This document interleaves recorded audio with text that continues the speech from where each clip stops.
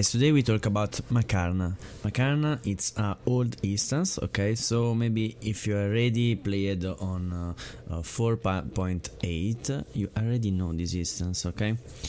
So the mechanics are almost the same. The only things that change is the start, okay? So you skip the most of the instance and you have to split with 3 party, okay? One from 6 player that has to go to Oris directly alone, and the other 2 party, one magic, full magic class, and the other one full physical class, composed by 3 members, need to go on the right and on the left. There are 2 bosses, and these bosses silence or bind you, so that's why you have to use full magic party and full physical party. Also the cleric that go with the physical party must don't skill on the boss, because if you do this you will get silenced and then you cannot heal anymore. Okay, so it's really important that the healer on the physical group won't use DPS on the boss. Okay, this instance is not that hard, okay, because maybe you already know the mechanics, and the mechanics are not that hard. The problem is that you need 3 healers, 3-4 healers with big balls, okay? So it's really difficult to heal in this instance, and the healers must cooperate to heal both of the party on the last boss, okay? So the stats required also are insane, and I don't mean about DPS mostly, but I mean about HP. So you mostly will take a Luna buff if you want to have more HP, because you need to be at least at 53k HP, okay? So it's really important that you have at least 50 without Luna buff and 53 almost with Luna buff. Of course, you also need a tank. A tank is really important on the last part of the boss, and also maybe an extra tank that could be maybe a gladiator. I will explain later why. Okay, so the NPC will start a timer, so you will have 30 minutes to complete the instance. That's why you need good DPS. Not the DPS needed on Prometeo, but still you have to be really good on DPS. Okay, so the middle rift, it's the magic one, the right one it's the physical one, and the left one it's the group, the 6-member people that will go on Oris. Okay, so right now I am on the magical group. I'm DPSing the boss. Magic and physic group must kill the bosses at the same time, okay? Anyway, Oris you can kill whenever you want, so it's no problem. Oris will have 2 forms, so when he's immortal you cannot kill it. Okay, so you just tank near the door and just healing. Okay, so you will have to wait until he go fabled form. Okay. This boss, it's not that hard right now. The only things that you need to know is this skill will spawn this circle, and then there will be some crystal like Kisk, okay? So at this point you will have to position like where we are right now from these 2 crystals. As you can see, the boss will cast a skill in direction of the crystals and close to him. So the only safe spot is between the 2 crystals and away from the boss, okay? At this point you can see the boss transform in fabled Oris, and now you can kill it. Let's talk about composition of the group. You must have 2 healers that have the AoE dispel. So you can use 2 clerics, or you can use a cleric plus a bard. Right now on this patch every bard has the AoE dispel, and it's not anymore a stigma, if I'm not wrong, so it's really easy for you. Of course, a chanter it's always welcome, especially for the physical group. Chanter, it's really useful when as the protection spell. It's really OP skill and you will heal more than a cleric with that spell, so must have for chanters. At this point we are just killing Beritra in human form, sorry. So when you go below half of HP, it will transform soon in a dragon form, okay?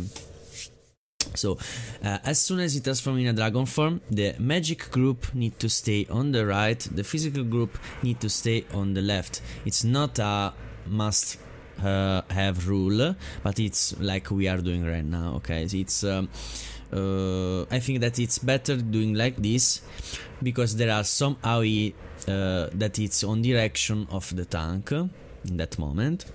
So if you stay a little bit split, you can avoid some skills. Okay, so tank, it's your showtime because you are the most important role after the healers on this dungeon. So what you have to do, there are 3 types of ads that spawn continuously at some point of the run. There are the green one, that it's the easier one and spawn at the early phase of the boss until the last one, okay? So you will always have to deal with the green ads. The green ads, it's the easier one to deal with, and you don't have to use pull on them, you just need to go on them and do some damage skills to take them away from the group, okay? These ads, if they stay close to the party members, will cast a debuff on them and you will have decreased healing on the party members, okay? Of course, that's a debuff that you can dispel as a cleric.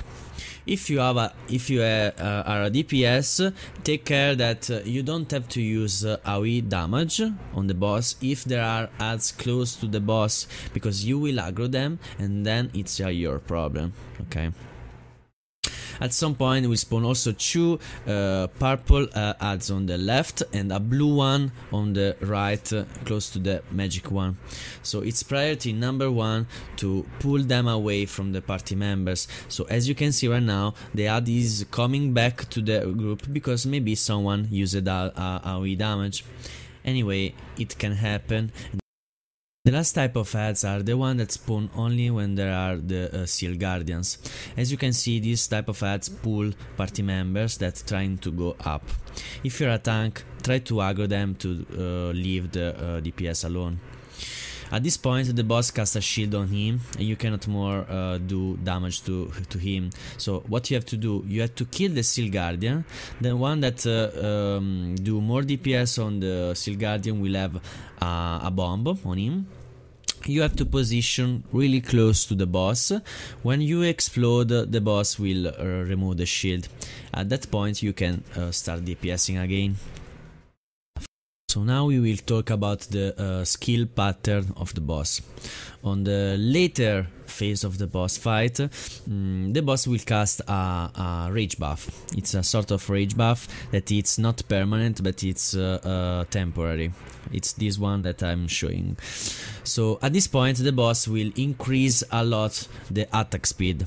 And I'm not talking about only of the auto attacks, but also about the AoE skills. So it's really important to take care on this part of the boss fight.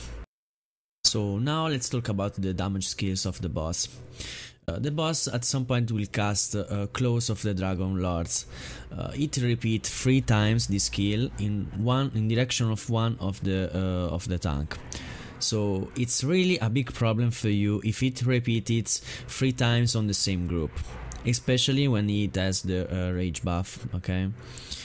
The healers must cooperate at this point of the fight. It's a must-have.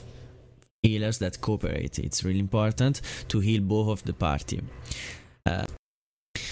Dragon Lord wrote it's another AoE that deals damage to all the party members, but it's not a big problem. Right now the boss go rage mode, so now it's a big problem because it will cast Dragon Lord Roar multiple times. As you can see, it deals lots of damage and it's really a big problem for the heals, to the healers to heal at this part of the fight. Last but not least, it's Shadow Torment. As you can see, it has a really long cast time, but it will deal a ton shit of damage.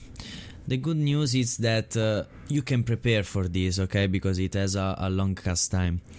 Anyway, you have to take care to don't move in this phase when there is Shadow Torment, because if you move to a position to another, you could take 2 times this damage, because Shadow Torment work in different areas when it has this cast time, okay? So maybe right now it's dealing damage close to the boss, and after 2 seconds it will deal damage maybe over the barricade. So it's important to don't move until the cast is over, or at least you have full HP. Guys, sorry for the late video. I know that a lot of you wanted to see this video, so that's the only reason why I am uploading this one. I had a lot of problems in game, and also I'm a lot busy in real life, so that's the reason why I delayed this video. Anyway, I hope that this was helpful for you, so if it is, share to your friends, maybe someone that is in need, and see you soon in the next video.